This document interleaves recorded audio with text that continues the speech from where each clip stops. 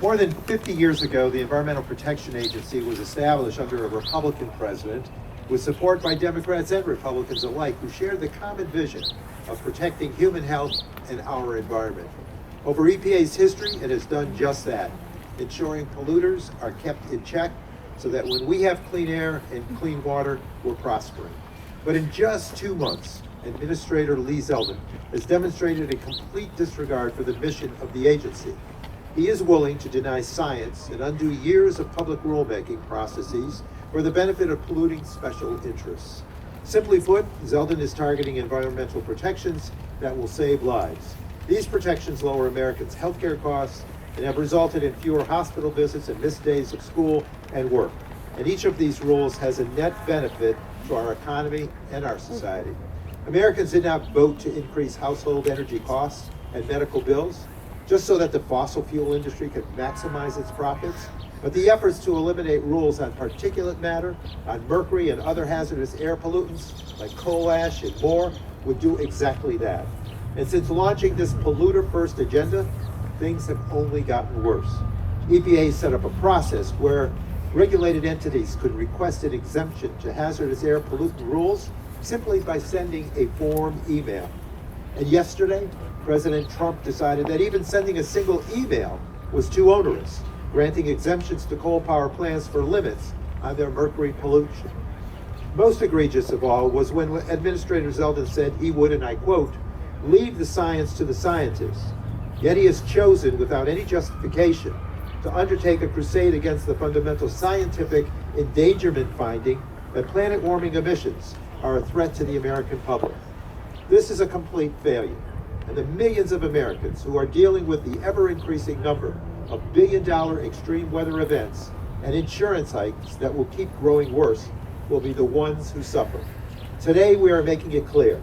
We stand together that we will not tolerate these attacks on our public health and on our environment. We will not allow EPA to stand for every polluter allowed. That is why we are together as SEEC, the House Sustainable Energy and Environment Coalition, in which I am a co-chair, in partnership with Democratic leaders on Senate Committee, on the Senate Committee on Environment and Public Works and House Energy and Commerce Committee, and sent a letter to Administrator Zeldin demanding that he does his job as a public servant of the American people, not polluters. In total, 180 members of Congress, including leaders Schumer and Jeffries, joined this effort, demonstrating the Democratic unity against the brazen actions taken by the Trump administration. Today, we will hear from some of these leaders who have joined us in this fight. Now, we'll start with Senator Sheldon Whitehouse of Rhode Island, the ranking member of the Senate Committee on Environment and Public Works. Thank you, Senator, for your leadership. Thank you, Paul, and what a joy it is to be here with you and with two of the climate leaders in the Senate, Eddie Markey and Dick Blumenthal. We are all neighbors, and we all share a deep concern about the oceans and the environment. And what we are seeing right now at the EPA is corruption to the ears for Trump's big fossil fuel donors. And this does not come for free. The warnings abound about what is happening as climate risk now begins to hit Americans. We went through the science phase when the scientists told us what was going to go wrong. We went through the politics phase when fossil fuel, dirty, dark money blocked action in Congress that would have prevented this. So now we're in the consequences phase. Now things start to happen that the scientists predicted, and the warnings are deadly serious. Here's The Economist magazine talking about a $25 trillion hit to the world real estate market. Here's the Financial Stability Board warning the world banking system of economic shock that banks need to prepare for. Just the other day in the Senate, the Fed chair warned that in 10 to 15 years there'd be whole regions of America in which you couldn't get a mortgage any longer. And the reason for that is what the chief economist of Freddie Mac said, the mortgage giant, which is when you can't predict risk, you can't get insurance. And when you can't get insurance, you can't get a mortgage. And properties that won't carry a mortgage crash in value, and it happened so widely that he predicted a coastal property values crash that would cascade through the economy just like 2008. And remember, he said coastal property values crash. Our Western friends know that there is a wildfire risk out there that is just as bad. And in the face of all that risk, all that danger to our economy, and the actual reality of it happening in Florida right now, and expanding to other areas, particularly along the Gulf Coast, in face of all those warnings and all that reality, Trump will do nothing but lie about this being a hoax, use the power and pressure of the federal government to do what the fossil fuel industry wants, including his latest stunt telling the Attorney General that she's got to investigate state and local climate laws like they're a crime of some kind. This is bullying thugocracy of the worst order, paid for and chosen by the fossil fuel industry. If you ever thought that the fossil fuel industry had a soul, take a look at the behavior they're demanding of Trump and his stooges now, and you will correct that presumption.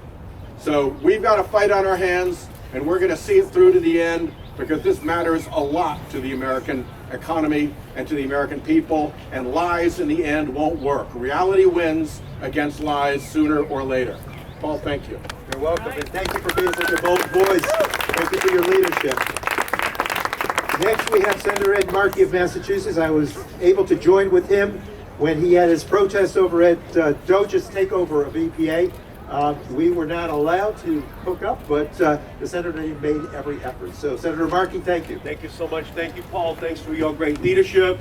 And Sheldon and Dick and Brian from the House, and to all of my, from the Senate, all my House colleagues as well. Thank you all. We're at the most important point in global history in terms of the fight against climate change. Because Donald Trump, in return for receiving hundreds of millions of dollars from the oil and gas and coal industry, is promising to roll back the restrictions on emissions coming up from oil, gas, and coal, while trying to kill every single new clean energy technology in the United States. The plan is clear. It is oh so obvious what he is doing. This is a pay for play. The more money he got from the fossil fuel industry is the more these clean energy technologies must die. What is the evidence? Zeldin at the EPA has turned that agency into a wholly owned subsidiary of the oil, gas, and coal industry. They have now announced the rollback of 30 regulations that protect ordinary citizens of our country against pollution that harms them and their families.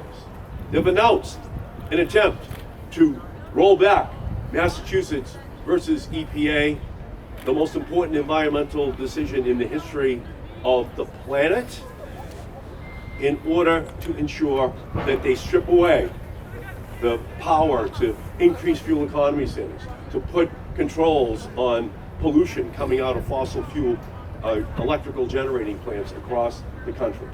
Why do they want to do that? Very simply, in 2024, 94% of all new electrical generating capacity came from wind and solar and battery storage technologies. Yes, there's an existential threat to the planet. That's not what Trump cares about. He cares about the existential threat to the bottom line of the oil, gas, and coal industry, that the wind and solar and battery industry, that the all-electric vehicle and plug-in hybrid industry are now posing to the oil and gas industries in our country. That's what this is all about. And to put the cherry on top of the sundae, Chris Van Hollen and I were able to put a $20 billion green bank into the most important climate bill in history that Joe Biden signed in 2022. That McKinsey says is going to unleash $250 billion worth of private sector investment over the next 10 years. That's a direct threat to all of the fossil fuel buddies, to the BFFs of Donald Trump and Lee Zeldin. Let's be honest. That's what it's all about. It's all about the green, but it's green bucks, you know, greenbacks, not green energy technology. So we're going to fight them every single step of the way. They are definitely on the payroll of the oil, gas, and coal industry. Let's make no mistake about it. And they are going to try to destroy the future of every child in this nation. We are here to represent that Green New Deal generation that has risen up and is demanding change, demanding protections. They are who we are fighting for, and we cannot afford to lose. And I thank you, Paul, and all of my colleagues for all your great work. Thank you. Thank you, Senator. Great job. Great job. Congressman Brent Pallone, who is the leading voice for the Democratic caucus in the House of Representatives as the ranker of the full Committee on Energy and Commerce, had a conflict, but he signed on to the letter. He wished he could be here today and is a strong proponent of the actions we're taking. Next, we're going to hear from Senator Richard Blumenthal of Connecticut, who again is another strong voice in this effort to address climate in our country, in the world. Thank you. I'm really proud to stand with my Senate colleagues who are champions of environmental activism, and to our House colleagues, thank you for being here. To Representative Pallone and my colleague, Senator Whitehouse, for leading this letter, very important. I urge Lee Zeldin to take a page from his boss's book on tariffs. Donald Trump capitulated to reality. Lee Zeldin ought to do the same on reality. He ought to roll back and reverse course before it is too late. These rollbacks in rules will be catastrophic to our air, water, and open space. But most important, people will die. Kids will be sick. The good neighbor rule has been so important to protecting Connecticut, Massachusetts, and Rhode Island from those particulates, the tiny, minutely sized pieces of soot that go down people's lungs and cause lasting lethal effects on children's lungs, on all of our lungs. That's just one example. People will die. These actions are dysfunctional, dystopian, just plain dumb. But they're also cruel because they will cause suffering. We will lose something precious in our environment, in the water and air that sometimes we take for granted, but we're going to lose lives as well. And so I urge Lee Zeldin to reverse these rollbacks. He called his announcement the most momentous day in the history of the EPA. I think it's going to be a day that will live in infamy. I think he will be infamous unless he rolls back these desperately destructive actions. And I'm always reminded of the famous Margaret Mead saying, and I'm going to mangle it, unfortunately, but never doubt the ability of a small group of determined, intelligent people to change the world. It's the only thing that ever has. I want to thank most especially the advocates who have come today, who continue your courage and conviction and provide us with a model and inspiration for continuing this fight. Thank you to all of you for your continuing battle. Thank you. Thank you so much, Senator. And now from the other end of the country, representing the state of Hawaii, Senator Schatz has been a tremendous advocate to involve all of us in the fight against climate change. Senator? Thank you, Paul. Thank you to all of you for being here. The Trump energy agenda comes down to three things: raising your costs, putting people's health in danger, and making us all more vulnerable to the devastation of extreme weather. This is not a run-of-the-mill disagreement between the political parties about the extent to which the federal government ought to regulate. This is an all-out assault on the bedrock environmental law that had been bipartisan consensus for decades. You do not become energy dominant by doubling down on energy sectors that are on their way out. Whether you like it or not, coal is not profitable. Whether you like it or not, wind is cheap for consumers and businesses and profitable for wind developers. There is nothing remotely fiscally responsible about exacerbating the climate crisis. And there's one point I'd like to make just finally, and that is this. We are paying for these disasters to the tune of $1 to $2 to $300 billion a year. And even in my 13 years in that building, I have seen that line go up. And so it is no longer a question of do you care about economics and fiscal responsibility, or do you care about the climate? Those lines have merged now. If you care about the climate, then you care about the economy. If you care about fiscal discipline, we need to take climate action. And what Lee Zeldin's EPA is doing is going to make us all less safe and more broke. Thank you very much.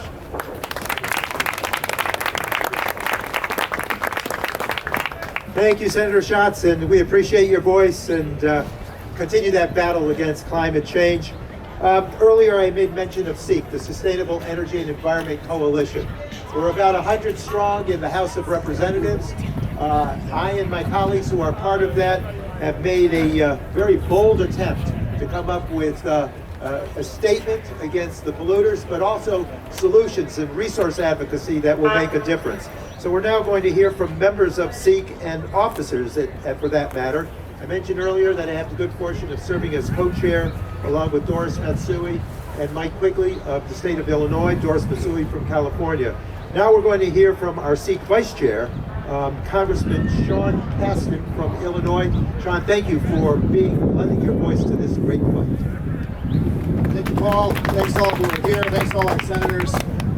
I got to be honest, I'm getting sick of these damn press conferences.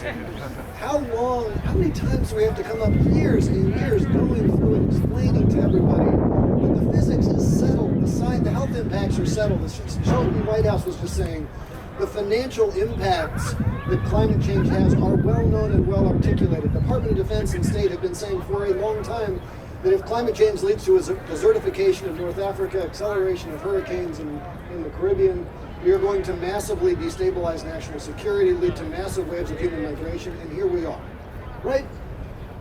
I'm not going to repeat all that other than to say that I'm ripping all my hair out that's left. What I want to suggest to you is that if someone you loved told you that they just went on the internet and read that physics isn't real, it's all just a leftist hoax created by George Soros, and so they were going to drive their car off the cliff, you would not sit down and say, let me explain Newtonian physics to you. You would grab them by the neck, you would shake them, you would say, what the hell has gotten into your head? You need to get therapy. And so I want to talk about psychology. How the hell do these people, why do they think this way? And there's a real easy answer. Mediocre people fear competition in competitive markets for the same reason they fear affirmative action. Because if you put them in the deep end of the talent pool, they're going to drown. They do not hate clean energy because it's clean. They hate it because it's cheap. We have seen over the last decade the demand for coal in the United States drop by 50%. We've seen the demand of oil basically stay flat. We've seen economic growth decouple from natural gas use. Now, you wouldn't know it because the production's up, but they are steadily losing market share because they're getting their butts kicked by renewable energy. If they understood markets, they would pivot, but they can't compete in markets, right? And the most charitable thing you could say about the entire Trump cabinet, Lee Zeldin, Pete Hegseth, J.D. Vance, Donald Trump himself, is that they are a sniveling bucket of sycophantic mediocrities who you would not hire to babysit your kids because you wouldn't trust them around your liquor cabinet, much less your children after they went to sleep. right? And so rather than sit there and say, we want to make sure Americans have access to cheap, reliable energy, what they're saying is we need to change the rules so that the people who are better than us can't succeed. Right? Now, I would remind my Republican colleagues who have a backbone, if you meet one, let me know. But if you meet them, please tell them that when the ozone hole was growing, Ronald Reagan said we need to use markets to solve problems and led to the creation of the Montreal Protocol with Bill Ruckelshaus, Bill Riley. They then used that same model to create the acid rain trading program, which has saved the sugar maples in New England, right? Once upon a time, the Republican Party used markets to solve problems. We now have a party that is learning from Chairman Mao to use state-directed socialism to direct money towards favored industries and forget about markets. If you love capitalism, if you love democracy, if you want cheap energy, if you want reliable energy, put the grown-ups back in charge as quick as you can, and Lee Zeldin, please grow a spine and do your damn job to protect the environment. I'm sorry if I was too polite. Thank you, Sean, for being polite. Next. Okay, Doris Matsui, the co-chair of SEEC, was to join us, and perhaps she'll join us in progress. There are a lot of conflicts today on the Hill. Next, we're going to hear from Congresswoman Shelley Pingree, who is a SEEC vice chair and ranking member of the Interior Appropriations Subcommittee, which funds EPA. So, Shelley, great to have you here today, and thank you for your fight for climate. Absolutely. Well, thank you very much, Paul, for the great work you've been doing with SEEC. Thank you to all my other colleagues and even the senators who have been here to help us out on this cause today. I'm very proud to be the ranking member on the Interior and Environment Subcommittee of Appropriations. It's a lot of words, but it really means we're the people who fund the EPA. And in fact, we're the ones who try to have to make some sense out of this mess that they're creating with the staff cuts and the illegal and unconstitutional funding cuts. We're the ones who have to try to hold it all together. But we're grateful for the staff that are still there and the people are working. The way I like to think about this is Americans are incredibly worried right now. You all know that they're worried. We're all worried. We're worried about the future of Social Security and people's retirement and the stock market and the on and off tariffs every day, the cost of food and housing and childcare. There are so many things on people's mind. But now they also have to worry about, are we going to leave any future on this planet for our children? Do we have any future here? We've been so proud of the work of the EPA, created by a Republican back in 1970, here to protect our air, our water, our land. This was a fundamental principle of the legislation and the work that we've done for so long. Now we have this administration that's come in. You've heard about Lee Zeldin and the things that they're deregulating overnight, promising people lower costs and deregulation. But really, they're just going to give us a return to dirty air, dirty water, toxics in our environment, more asthma, more cancer, more health consequences that we've been fighting against, many of us, for our whole lives. They're telling us there'll be lower costs, but as we've heard from our colleagues and we all know, this is just money for the oil and gas industry. This is trying to turn back the clock. It is the end of reducing costs and clean energy jobs. They'd rather see more people down in the bottom of a dirty coal mine getting black lung than working on a clean rooftop, putting solar panels on the roof. As the ranking member of this committee, we're no longer able to do our job. We're no longer able to appropriate and allocate funds because it's all been taken over by DOGE and the kids who are in there in the EPA doing destruction every day, carrying out Donald Trump and Elon Musk's goals, stripping those funds, removing the staff, removing those very people who have the knowledge and experience of how to get rid of the polluters and how to stop the things that have been going on out there. They're taking away the money to our states for clean air and clean water. And in states like mine, in the state of Maine, where we have sea level rise and extreme weather, we need this money more than ever. I've been thinking about the greenhouse gas reduction funds, one of Lee Zeldin's targets. $20 billion, congressionally mandated. We all agreed this was the thing we needed to spend money on. As you know, they've frozen the money at Citibank. We have lawsuits going on, like so many other things, and hopefully we'll get a good decision soon. But I just want to talk about what that money goes to. Efficiency Maine Trust, the people who are trying to bring down energy costs in my state. CEI, low-cost funding in our state. But most importantly, Maine Housing, trying to rehabilitate 750 units of poor-conditioned public housing with renewable energy. In our state, solar panels and heat pumps in the most oil-dependent state in the nation, to us, that means lower costs. That's what we're talking about in our state. That's what we're talking about when we talk about a clean environment and clean energy. We're not talking about returning to the past and helping out the polluters or helping out the oil and gas industry. The way I look at this, someday all of us are going to hear from our children and grandchildren, and they're going to say, what were you doing when they took away a clean environment? What were you doing when they allowed the destruction of the planet? We all want to be saying, we are fighting back. We're fighting back every day. We're not going to let them do this. Thank you so much. Thank you, Congresswoman, for being a great voice in the fight back. Next, we'll hear from Congressman Mike Levin of California, an active member of SEEC, in fact, our SEEC Vice Chair. Welcome, Mike. So I'll pick it up where my friend Representative Pingree left it, which is with our kids and our grandkids and future generations. I have very great kids and a wonderful wife back at home. Hopefully I'll get to see them soon. They are 12 and 11, and I think when I wake up about what kind of planet they're going to inherit, what kind of air quality, what kind of water quality, and I know that the actions that are being taken right now by Lee Zeldin endanger future generations all across this country and really all around our world. You know, we have an Environmental Protection Agency administrator who fundamentally does not believe in environmental protection. I think he's gone so far as to say that the EPA is not for environmental protection. Can you believe that? That he actually said that? I can't believe it, because if you go back to the 70s, who was president when the EPA was created? Anybody? Nixon. Richard Nixon. When California, I'm from the great state of California, when California wanted a waiver from the Federal Clean Air Act because we had big problems with smog, who was governor of California? Ronald Reagan. Nixon, Reagan. Then, as was said before, when cap and trade was started to deal with acid rain, who was president then? George H.W. Bush.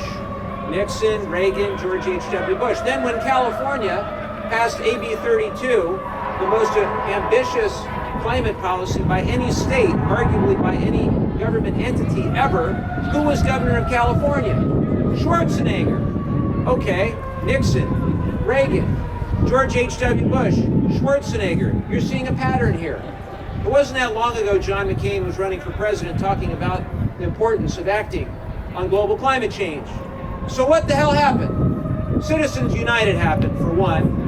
Dark fossil fuel money started dominating the political process. We are talking about Elon Musk an awful lot, and for good reason. I see a picture over there of Elon with a Trump-looking dog, Doge, I guess. We talk a lot about that, right? And Musk has come up with about $300 million this last campaign. But who came up with $550 million? The fossil fuel industry.